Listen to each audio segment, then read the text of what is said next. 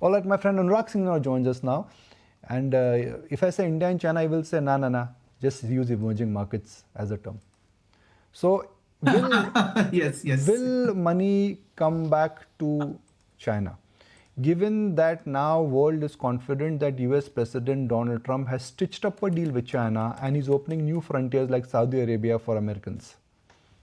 Yeah, so Nikunj, on the margins, we have to, I think, just keep monitoring the 10-year yield. For some reason, it's back at 4.45. But I think if the way the sentiment is shaping up in US, if the yield touches around 4% and 3.9%, and the clamor for rate cut increases, you see CPI inflation is already pretty much under control. All metrics are looking good. As long as we have more stability on the tariff side, yields should drop. The moment they go below 4%, that's good for emerging markets and the flow of money from outside US. Even the dollar has corrected now, right? So that's also good news in some sense. So that's my take, that that 10% that goes to emerging market, it has not been good for the last 15 years. The collective basket was 3% emerging market, 15-year return, MSCI. But I think increasingly China is looking good, and India always is steadily looking, it has a steady pace, and it looks good as well. So it should increase, but I think we need to watch a 10-year yield. That's the element. If China gets money, India will also get money. It goes together.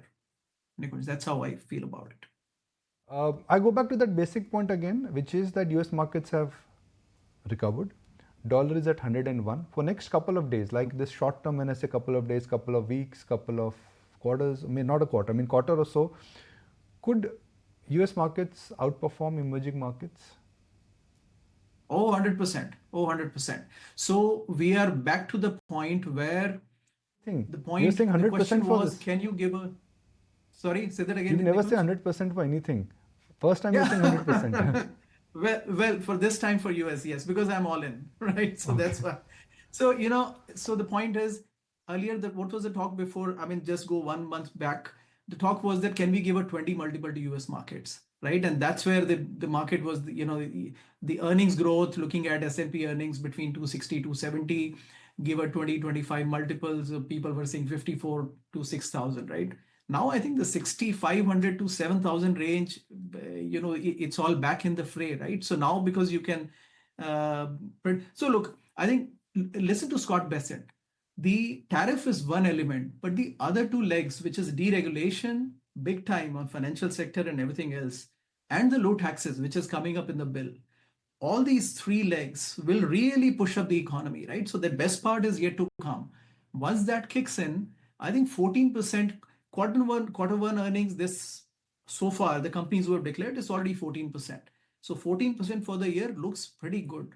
And if that comes out, S&P earnings are 280, apply a 25 multiple, 6,500 to 7,000 looks good. So that's a good part, Nikunj. I think Trump has got the message. It was a bit of a self-goal, and I think he's learned from it ultimately. We don't know, maybe 10% tariffs would stay, but I think good part is that the team has learned the lesson.